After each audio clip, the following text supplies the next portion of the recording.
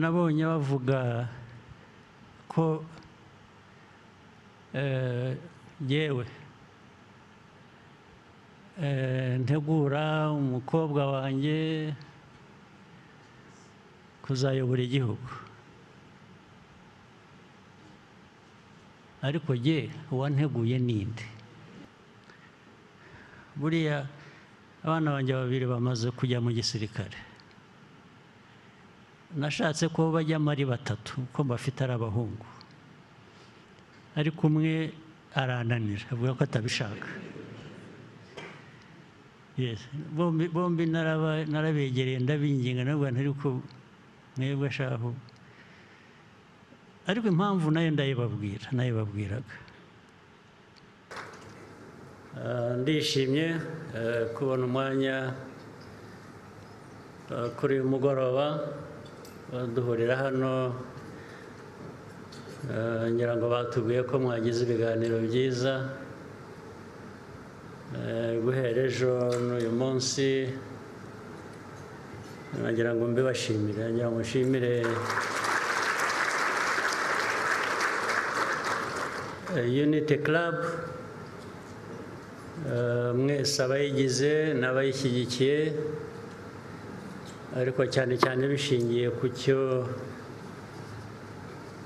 ku gitekerezo cyayo, igitekerezo cyubaka.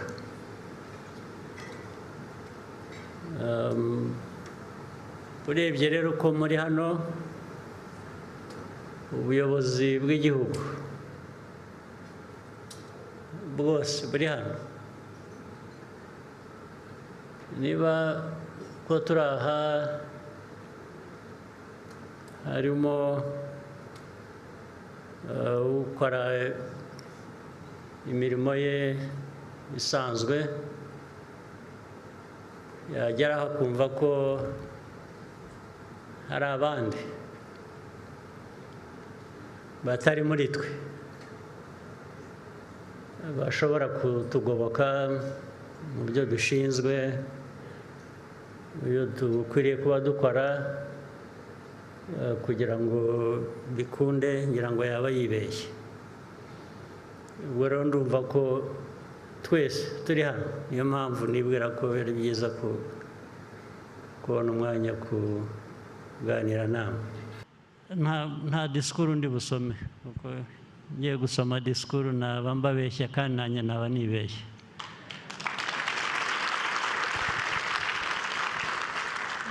Reka tukigire ikiganiro nk'uko na mbere hose bambwiye ko mwagize ibiganiro bitandukanye guhera ejo.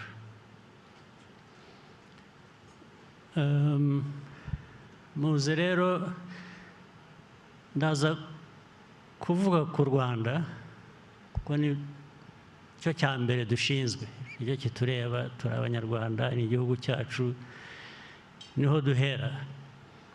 Hanyuma ndaza kugera no nta gihugu kibaho nk'ikirwa cyonyine, igihugu kibaho kikabana n'ibindi, nabyo ndaza kubigeraho mpereye ku ntara yacu ya Afurika, ariko ndahera ku Rwanda. nka bya bindi jya kurisha nyine ihera ku rugo, ndahera ku rugo. Ngira ngo muzi hari ikintu bavuga, ndakuvuga mu rurimi rw'amahanga, mubwira baravuga ngo it's not the dog in the fight, it's the fight in the dog. Turi abantu tuvuga ko hari ibyo duhagarariye igihugu cyacu. Ubu ushatse ntabwo ari ukubatuka kuko nanjye ndimo,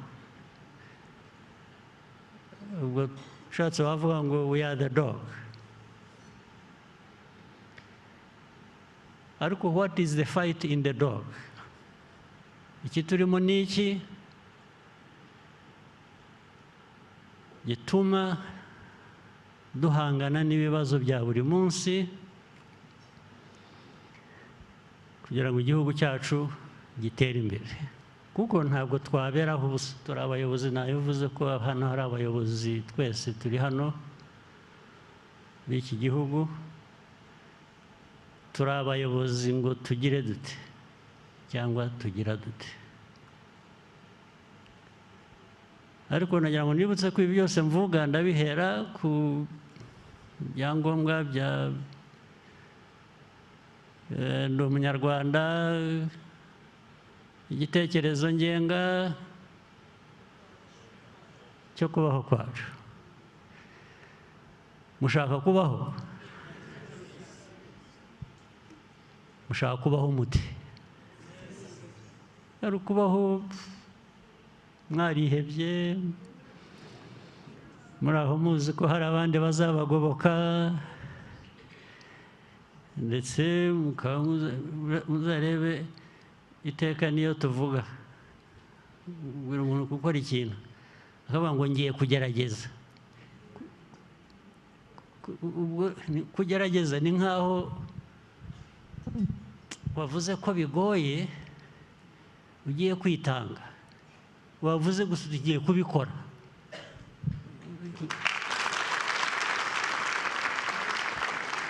Ibyo kugerageza wenda bikaba byaza nyuma, ibintu byagoranye, ariko ntabwo wahera ugerageza, ntabwo watangira ugerageza, utangira ukora, noneho ibintu byakomera ukagerageza gushakisha uburyo ubwo ari bwo bwose bundi.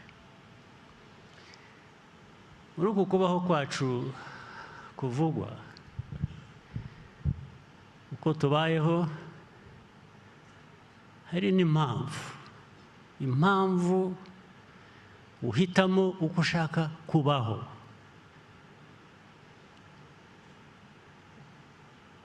Ntabwo impamvu yawe yaba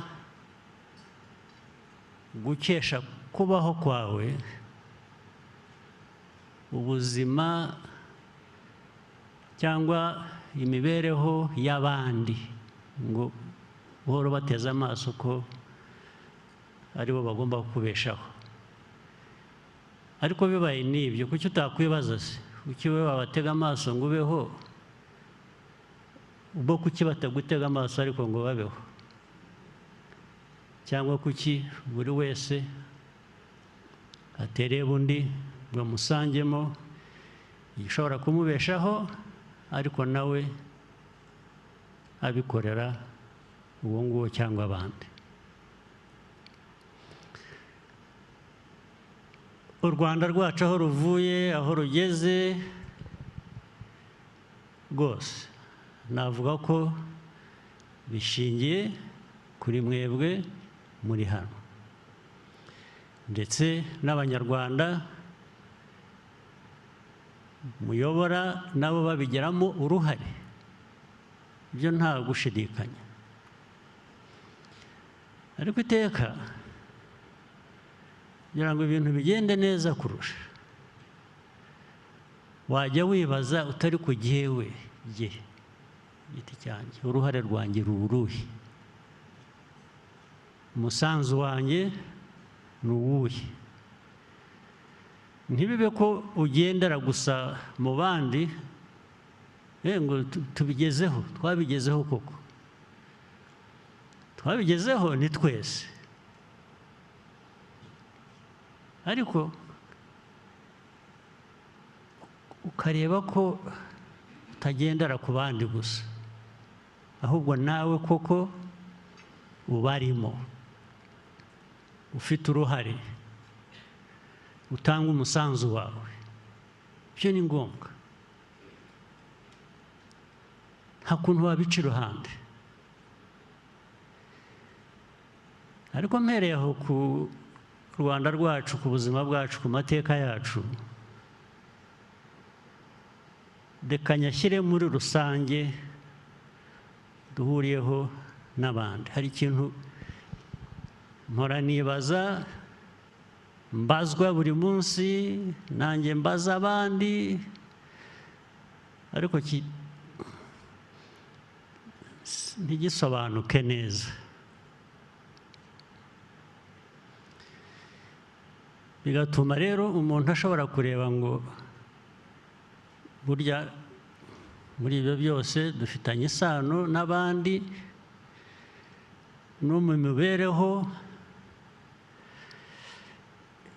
yaba ishobora kuba itanashimishije cyane nk'uko bikwiye, kandi bishoboka ko byaba byiza ku buryo bukwiye. Ibyo mvuga ni iki? Uko twese turi hano, abantu bafite ubushobozi butandukanye ndetse no gushishoza bitandukanye. Ibyo ubundi ni byiza iyo bihuye, iyo bihujwe muri ubwo buryo butandukanye, bituma twese twatera imbere. Ariko rero ihurizo riri hano. U Rwanda, Afurika, mu myaka 50 ishize, akaba ariho mpera no kwirwa njya kure cyane, 50, 60, twari turi hehe? Aho twari turi myaka 50 ishize, 60 ishize, urebye biri hafi gusa naho turi nyuma y'iyo myaka. Ndababwira impamvu. Ndababwira impamvu ntanga urugero rwacu nk'Abanyafurika, nk'Abanyarwanda, n'aho abandi bageze bari hanyuma cyangwa se basaga natwe muri iyo myaka 50 ishize cyangwa se 60. Ubu bakaba badukubye, nta nubwo navuga ngo ni inshuro ebyiri, sinavuga ngo ni 3, sinavuga ngo ni 10, badukubye inshuro 100, 100. Murabyumva?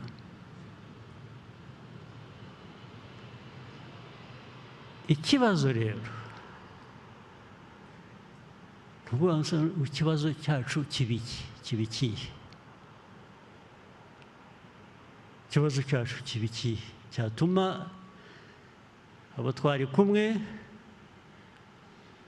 abo twari ku rugero rumwe, myaka 50 ishize, 60, batera imbere inshuro 100 zirenze twe turaho. Kandi ndetse wareba hirya no hino ugasanga ntabwo turaho gusa, ahubwo abantu baranezerewe rwose, baratekanye, ndetse wanavuga ibintu bimureba by'inenge mukaba mwabipfa, mukaba mwarwana. Kuvuga ngo niho bamwe batangira ngo racist, ngo abane racist. Racist akubwira ati ariko wowe wasigaye, wowe wadindijwe n'iki ko twari kumwe, ko genda aha wowe wumva ufite aho impamvu yatuma urakara ngo bakuvuze. Ikibazo muri twe tugomba kugishakira umuti byanze bikunze, cyangwa se bikajya ku mugaragaro, bikemezwa ko hari umuvumo turimo, ndetse uko tubaye ariko dushaka kuba, ntitujyaho ngo duhimbe, ngo tubeshye. Kuko abantu bose bajyaho bakavuga ko bashaka gutera imbere, bashaka kuba neza, bashaka kugira. Niba ari byo, bikorere, kandi birashoboka, twabigeraho. Ariko umuntu navuga cyangwa nabaza impamvu nyuma y'imyaka 50, 60 twaba turi aho dusabiriza baduhagaze hejuru. Nimumbwire mu bice by'isi byose muzi, benshi hano mufite byinshi muzi amateka, muzi sayansi, muzi ibintu byose murabizi. Nimumwe urugero rw'igihugu cyakijijwe, abantu bakijijwe na NGOs. Mumwe urugero mumbwire muti wibagiwe, ugomba kuba wibagiwe, hari kanaka hari ahangaha. Cyangwa se mumbwire ngo hari uwakijijwe no gusabiriza kandi ukabona gusabiriza, usabiriza ntabwo bimuteye isoni, ahubwo ari entitled. Twe dusabiriza nk'abantu who are entitled. Kuvuga ngo gusabiriza n'usaba ndetse ukamureba igitsuri nkaho hari icyo agomba kukwishyura, cyangwa hari impamvu agomba kuguha ibyo aguha. Ibyo abayobozi twicaye hano tubyumva dute, tubisobanura dute? Ikibazo ni iki?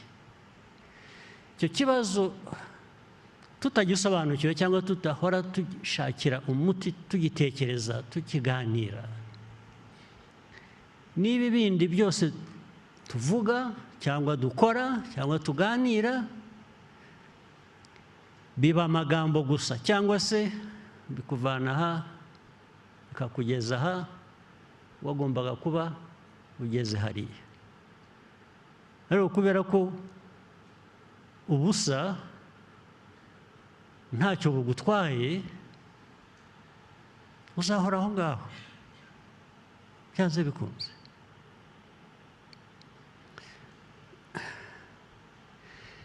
Rero umuti wabyo ntabwo muraza kumfasha namwe, mumfashe ku buryo butandukanye. Ubwa mbere mumbwira ati ariko wowe uravuga ibiki ko tutanabyumva, ibibazo byawe wumva ufite mu mutwe ko tutabifite. Munyereke impamvu, rwose ndabakurikira, ndabumva, ndajya mu nzira yanyu. Cyangwa se mubiye mutari ko impamvu ni iyi ngiyi, ariko nabwo ndaza kongera nkubaza ikindi kibazo. Impamvu niba muyizi ariyo ngiyo mushobora kuba muvuga, yaba impamvu imyaka 50, imyaka 60 gute? Igahora ari impamvu buri gihe cyose utabona aho bizagarukira. Yashoboka gute? Nitutabisubiza ibi byose n'ibindi byose dusanzwe, ni uguhura, ni ukuganira, ni ukwishima, ni ukurakara, ni ukubabara, gusa tugahora turi muri ibyo. Ntidupfuye, ntidukize, twibereyeho dutyo, kandi tubayeho mu mutima wacu tukumva ko tubayeho neza, ndetse yakomeza twageze ku ndunduro twashobewe tuti ni ibya Nyagasani, tukabitura Imana. Iyo nzira tuzi kuyiyoboka rwose, ibintu tukajyaho. Ni ubwo icyo bivuga ni ukuvuga ngo wivanyeho responsibility, wishyize ahandi hantu tutanazi cyangwa tutanabona, kuko ntiwavuga ngo ni iyanjye cyangwa ni iya kanaka cyangwa ni iya kanaka kuriya. Niyo mpamvu rero uhita kuri twe rero dufite iby'umwihariko nk'Abanyarwanda. Ni Nahimana,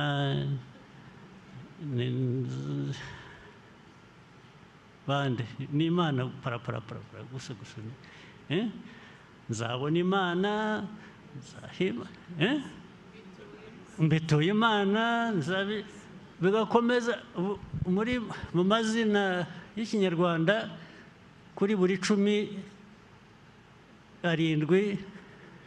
naha Nyagasani naha Prime Minister Nshuti wanjye ari hano ni Ngirente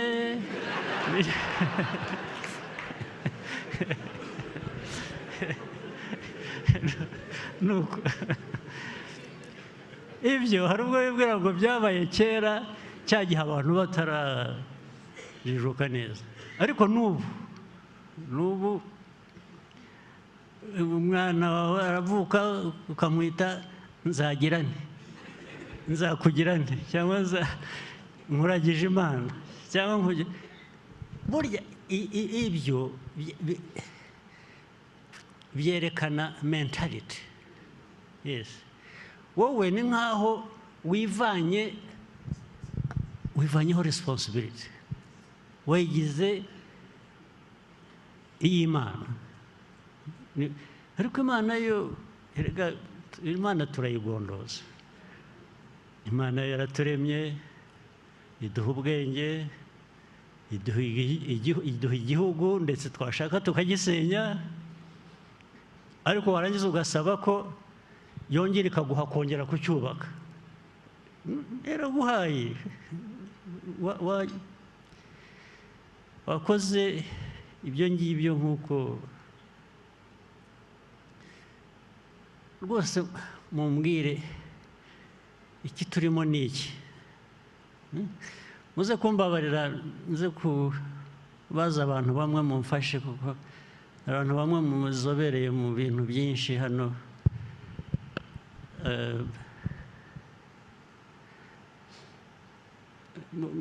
kugira ngo tugire ikiganiro cyihuta tuze kubigira bigufi ariko reka mbere kuri Olivier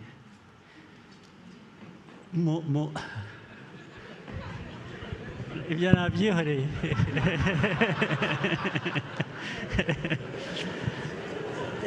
yashatse aho abihungira ariko ndamwihoreye.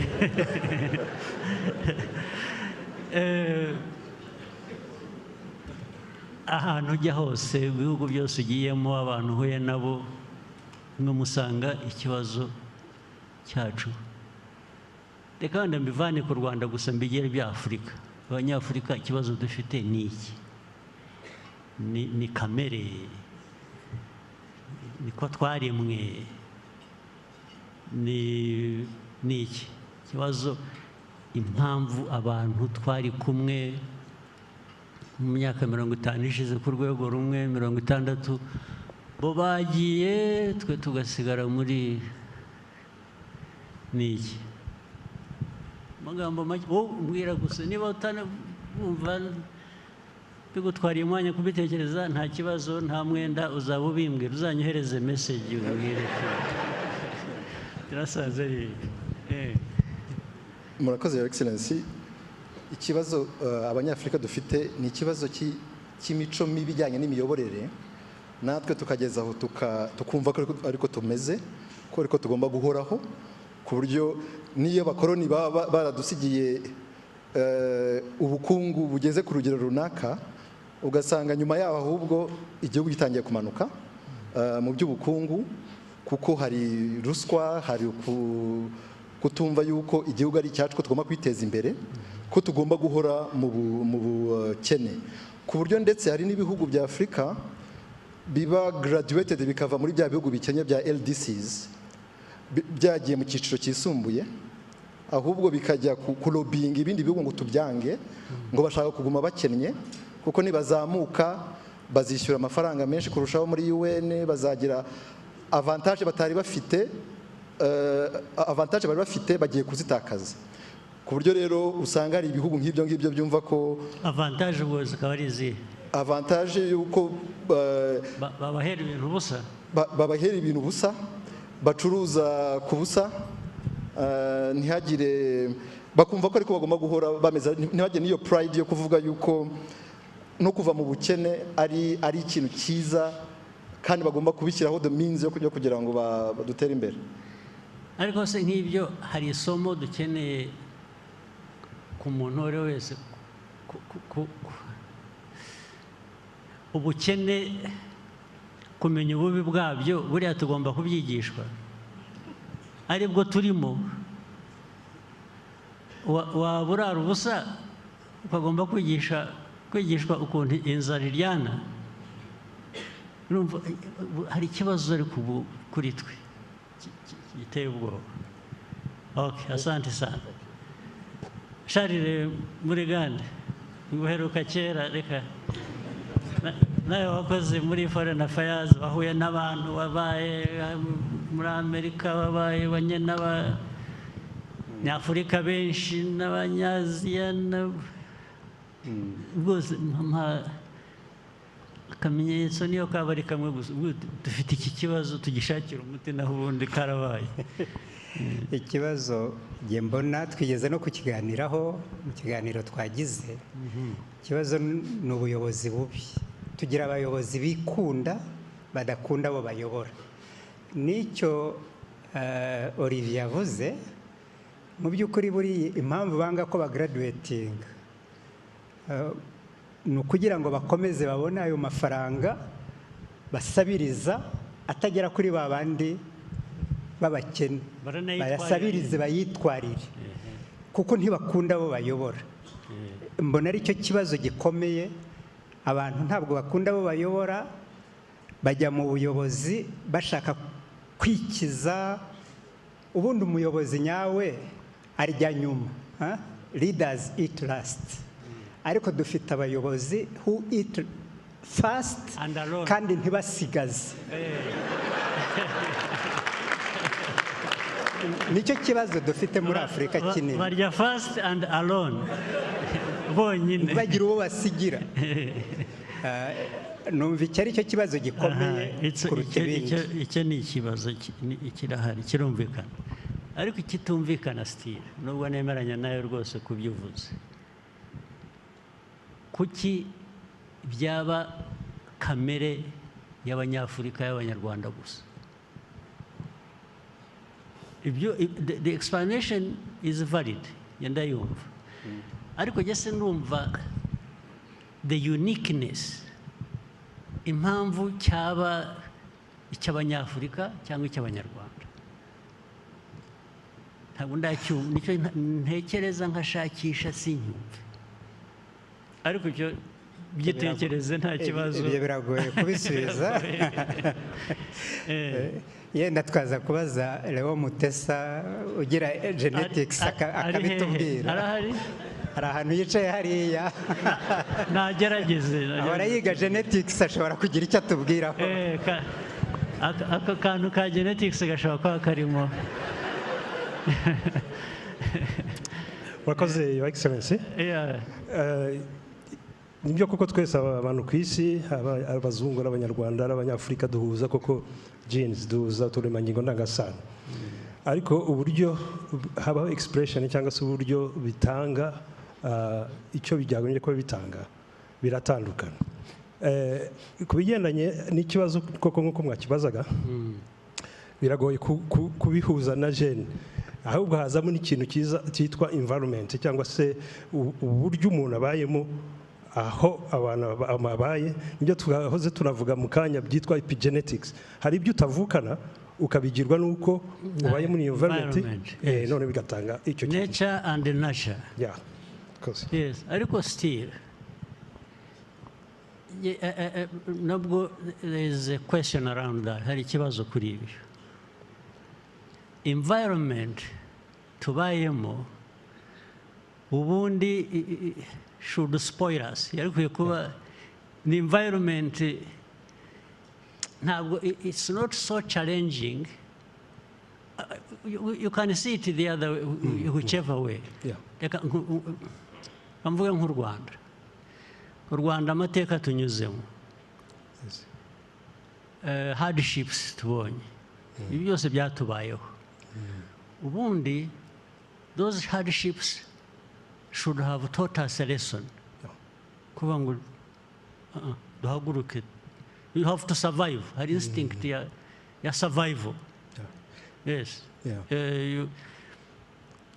That does not apply to us.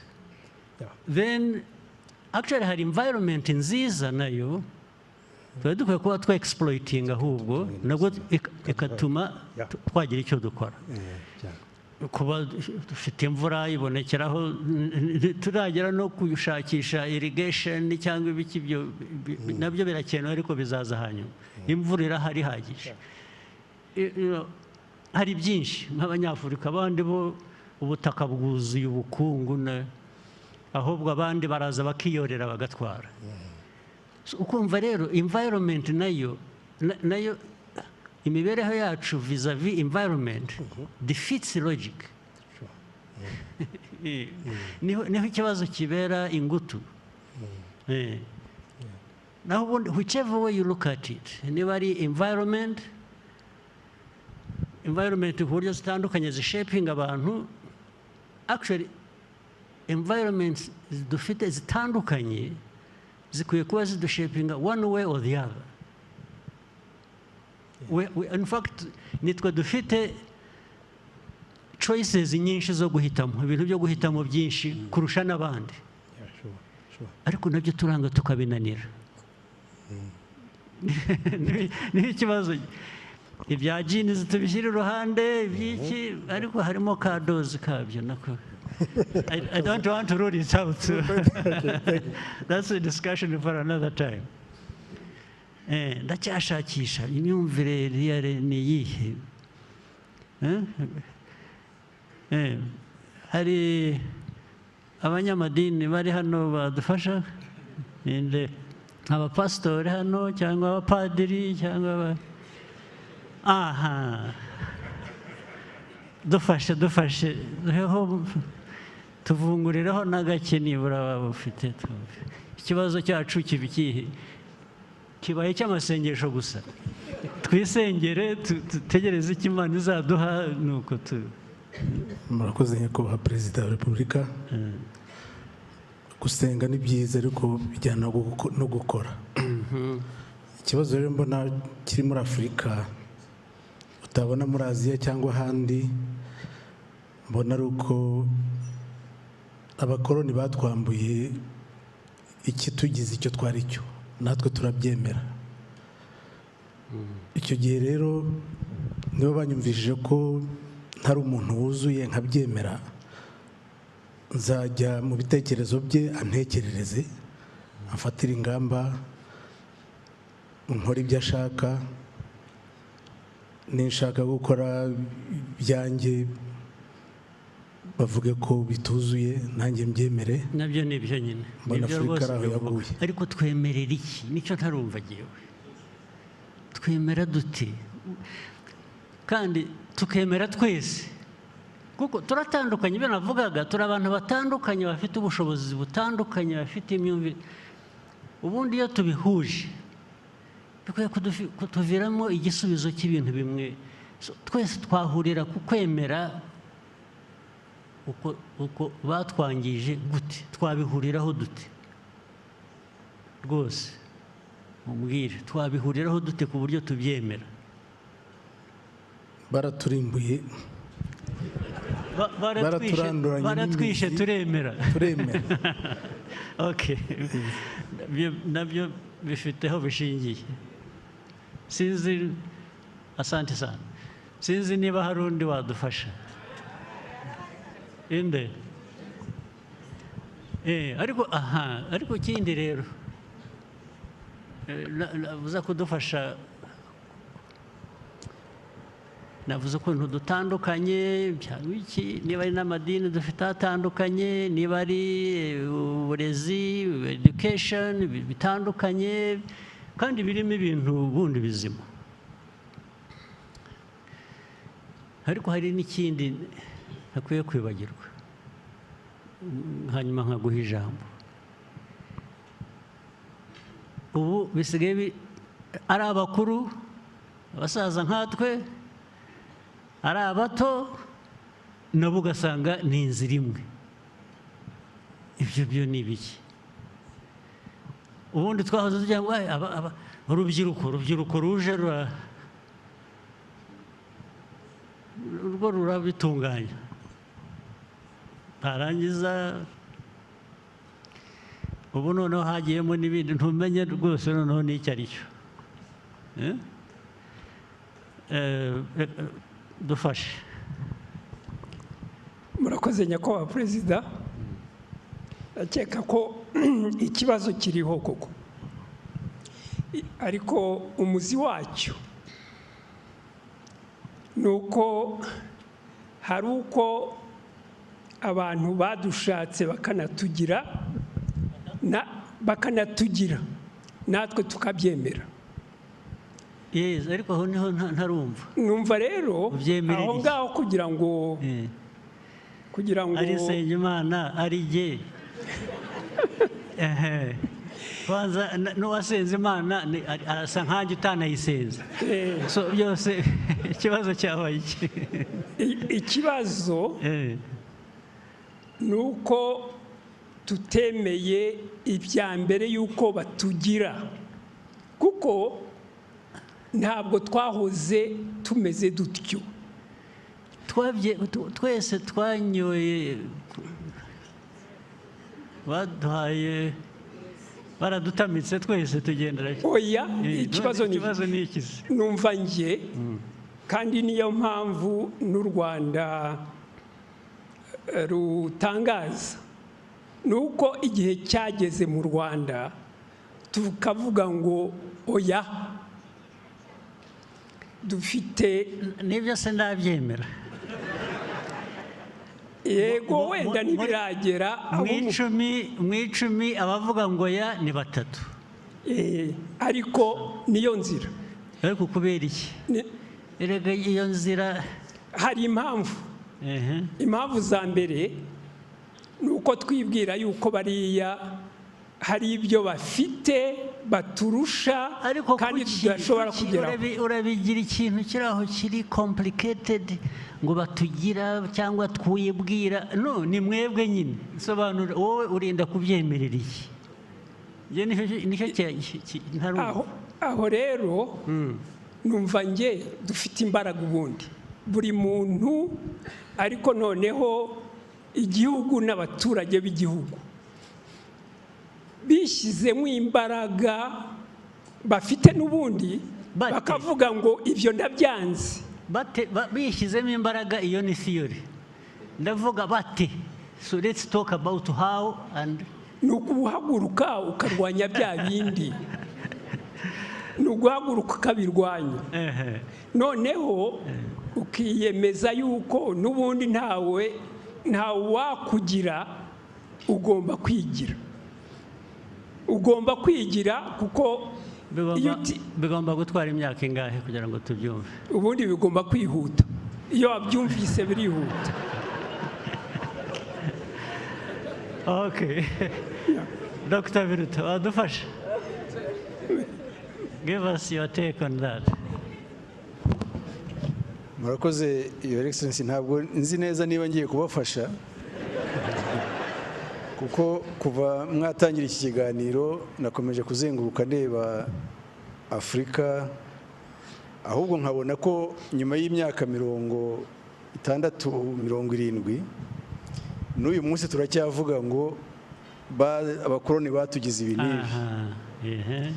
Ndetse ukabona n'ibihugu bimwe wenda bitasigaranye ibibazo nk'ibyo twagize mu Rwanda, abakoloni badusigiye by'amacakubiri n'ibindi, ahubwo uyu munsi ukabona barimo baraganayo. Barimo barajyayo rwose. Ingero ni nyinshi, ntabwo zavuba aha ngaha, ntabwo nakwirirwa mvuga ibihugu aha ngaha, wenda twagarukira ku Rwanda. Ariko urabona ibihugu 1, 2, 3 bigenda bigana muri za nzira zo gusenya n'ibyo bari bamaze kugeraho, n'ibyo bagombye kuba barubakiye mu myaka 60, 70. Ibiriya bya environment Dr. Mutesa yavugaga nabyo ntabwo bifata, kubera ko ibindi bihugu byanyuze mu nzira cyangwa se byari bikennye nk'ibyacu nk'uko mwabivugaga, nabyo byari bifite environment yabyo igomba kuba itari inoroshye, ariko byabivuyemo bigera aho byigeze. Ikibazo gikomeye rero mbona ni imyumvire dufite tugomba guhindura, tukumva ko niba tuvuga igihugu ni icyacu, nta n'undi ufite responsibility yo kuzakemura ibibazo byacu, ni twebwe. Ikindi cya kabiri, abandi inzira banyuzemo turanayizi, ubu ngubu hari byinshi tutagomba guhimba, ariko icyo kintu cyo kwiyumvisha ko ibibazo dufite nitwe tugomba kubikemura, ibihugu tuvuga ni ibyacu, u Rwanda ni urwacu, kandi tukifitemo ubushobozi bwo kuba twaruvana aho turi uyu munsi tukarugeza ahandi aho twifuza. Ngira ngo inzira yo twarayitangiye, wenda ntitwihuta nk'uko bikwiye, ariko ngira ngo tugomba kwiyemeza. Ahari wenda nihagira ibihugu kimwe bibiri bitangira kugana iyo nzira, wenda bizakurura n'ibindi bizi, ariko ikibazo si uko twaremwe, ikibazo si environment tubamo, ahubwo wenda yaba ituma iroroshye ku buryo itatwihutisha gukemura ibibazo. Ikibazo ni twebwe, ni imyumvire, ntabwo tuzakomeza. Muri make ni amayobera. Turacyashakisha, ntabwo turabyumva. Asante. Ariko reka kuvuga ubuyobozi nibyo, abayobozi nyine inshingano bafite ni uguhora bashakisha uko ayo mayobera yagenda asobanuka akagira ikivamo. Ariko dufite ikintu ndaza kubabwiramo sitori zimwe na zimwe, nubwo turi benshi cyane, ariko ngira ngo biraguma hano, wenda ntibizajya bijya hanze.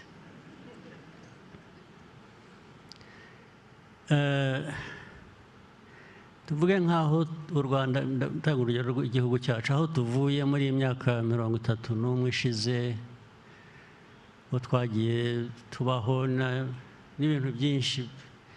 Ubundi intambara zagiye ziba, uko igihugu cyagiye cyubakwa, noneho ugasanga no muri twe twari tuyoboye iyi struggle n'abayirimo bose n'iki, ngira ngo hari aho abantu bagera bakumva batikorera, bafite abandi bakorera. Ndaza kubaha urugero bifatanye, buriya kwiyima kuba wowe no kwigenera ibyo ukwiye kubukora ntabwo ari iby'abakoroni gusa, ahubwo abakoroni bakoresha bamwe muri twe nabo kuba ari bo bayoborera abandi, ibyo kudutegekesha abandi cyangwa ibyanyu kudutegeka zero.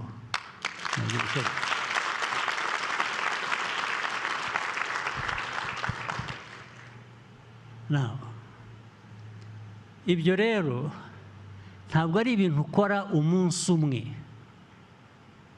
ngo ubundi wibagirwe cyangwa bigomba kujya mu buzima bwacu, mu mibereho yacu, uko dukora ibyo tugomba gukora.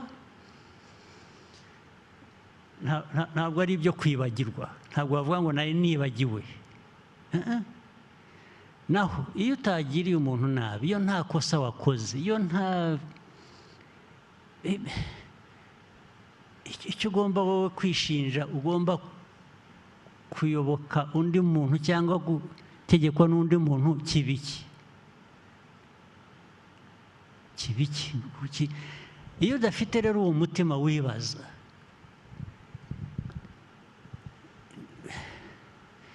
your subconscious mind, your mind, iyo udafite kwibaza impamvu ngiye gukora iki, impamvu, inshingano mfite ni iyi ngiyi, iyo utabyibaza rero abanyafurika cyangwa abanyarwanda banza dufite icyo kibazo, turagifite pe. ku buryo ndetse icyo dushinzwe dukwiye kuba dukora twebwe bigeraho bigasa nk'aho hari undi utegereje wabikora atari wowe,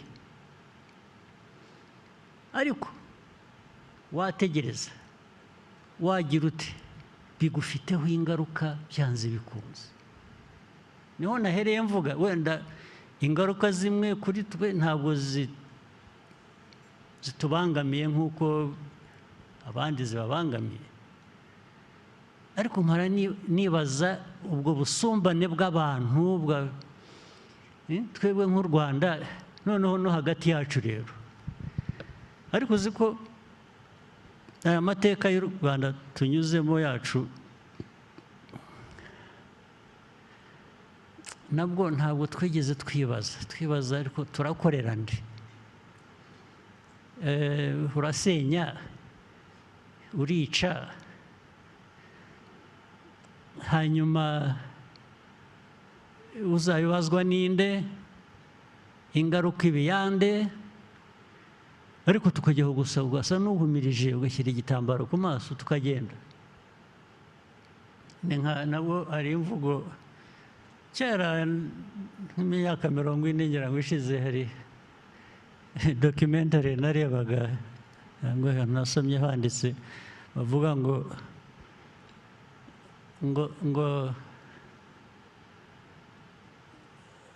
don't worry about where you are going so long as you are on the way.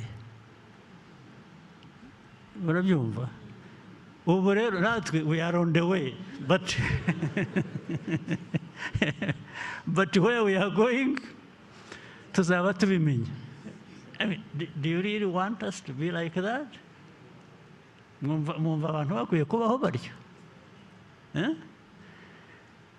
Ubu twarihebye kugera aho ushobora kuvuga ngo reka tubeho uko tubayeho, sakindi zawe ibyara ikindi koko.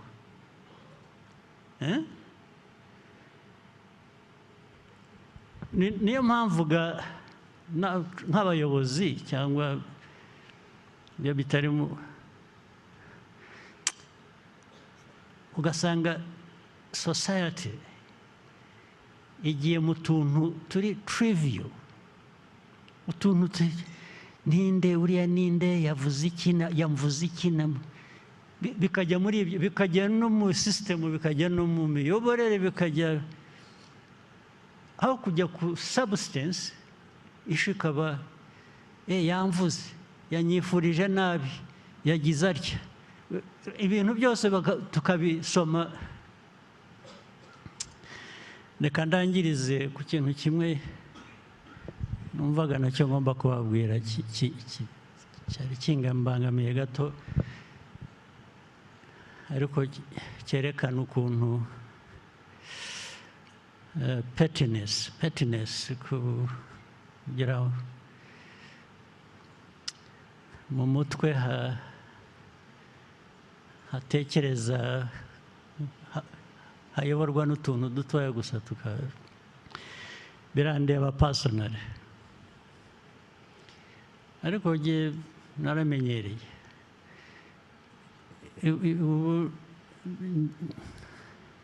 ndi immune ku mijugujugu. Immune mu Kinyarwanda biruta n'iki? Kuba immune, kuba immune akingiwe kera.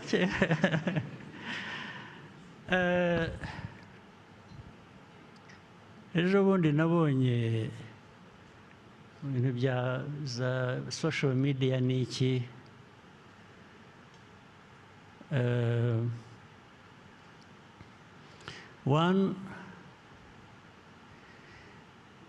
nabonye bavuga ko yewe ntegura umukobwa wanjye kuzayobora igihugu, ariko ye uwanteguye ninde? Mbanze mbabaze. Rero hanyuma ariko ndababwira n'ibindi. Yewe nteguye ninde, ntabwo nateguwe na data, ntabwo nateguwe na ni mwebwe. Kwanza mpora nababwira mwagezaho mukansezerera ngewe ko nanjye, ariko singiye kuvuga ngo nanjye nkaba nkamwe, oya ntabwo nzaba nkamwe.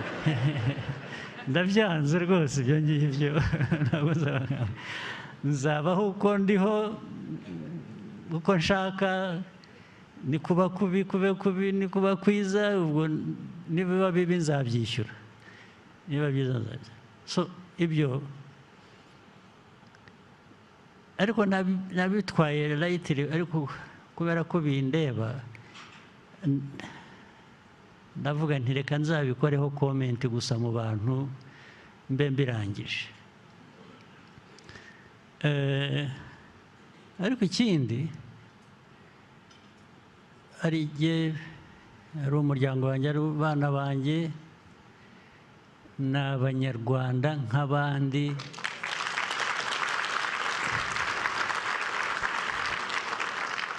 Bazabeho uko abanyarwanda babayeho, babeho uko babayeho mu buryo bwa buri munsi. Buriya abana banjye babiri bamaze kujya mu gisirikare. Nashatse ko bajyamo ari batatu kuko bafite ari abahungu, ariko umwe arananira avuga ko atabishaka. Bombi narabegereye ndabinginga, nabwo ariko mwebwe shaho. Ariko impamvu nayo nayibabwiraga.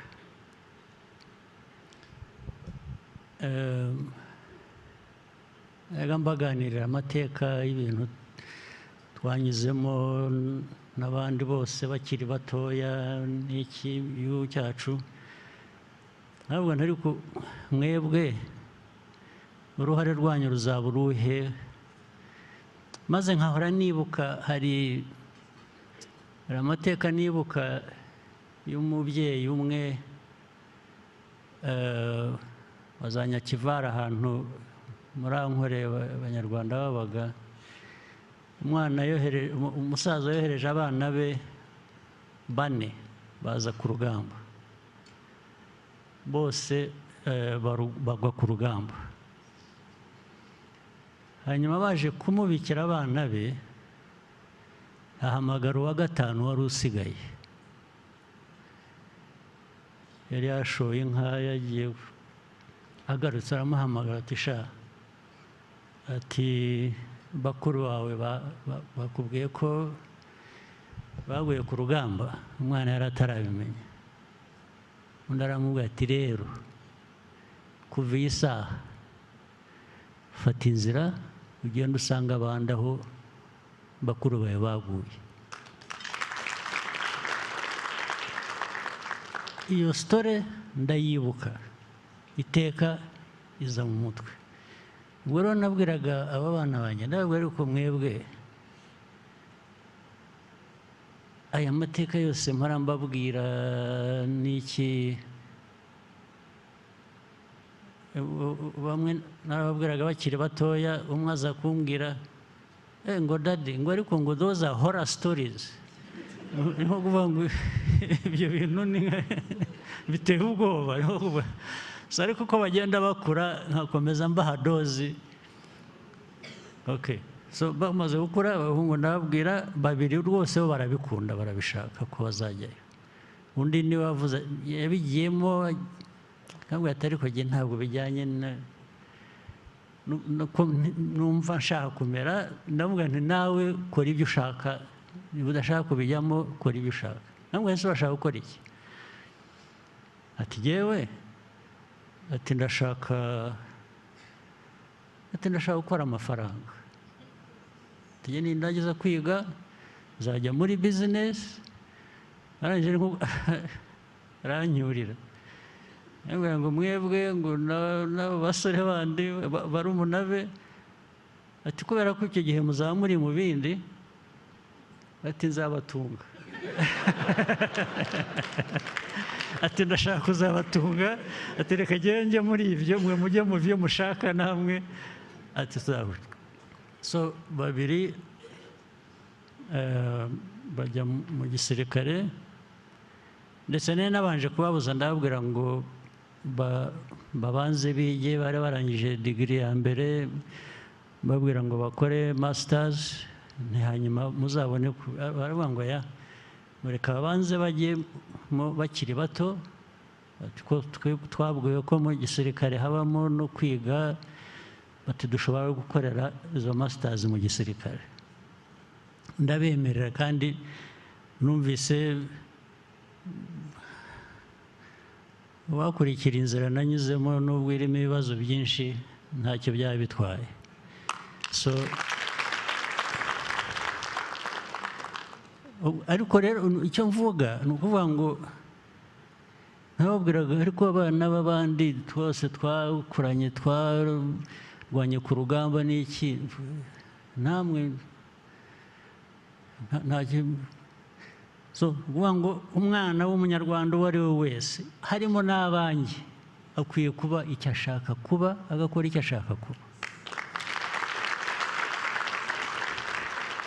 Icyo mvuga rero ni uko uwo mukobwa ngo nzagira perezida, ntabwo nagira umuntu perezida, ntibibaho, ntabwo byakunda, wenda nawe ntanabishaka. Ibyo ubwo ni politiki iri aho ikwiye kujya muri puberi gusa, nta handi yajya. So nagira ngo ngende nsoza mbabwira ko dukwiye kuba dufite politiki ifite purpose, ifite vision, ifite commitment, ariko n'abantu batubonamo, natwe tubonanamo, nka kureba nkabonamo, ukandeba ukayimbonamo, bikareka byo kuba kubeshyana ntaho bigera. Intambara zindi za buri munsi ndizera ko Nduhungirehe yaba yazibabwiye ibya Kongo hakurya aha n'iby'iki, ntabwo wabibanyuriyemo. Hari icyo utavuze nababwira, hari icyo wumva wasize inyuma nabanyuriramo.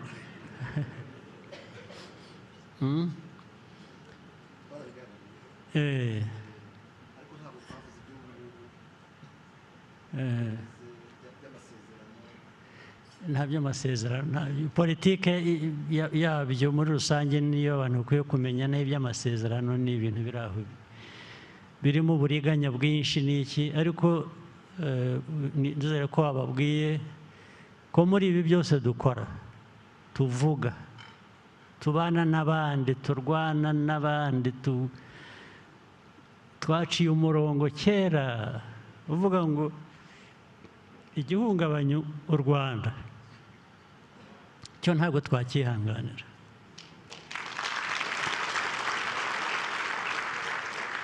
U Rwanda, ubuzima bwacu ko dushaka kubaho, is something we shall live for or die for. So there are no two ways about it. Ibindi reka nzabivuga ubundi, muzongere mugire indi nama vuba bidatinze cyane.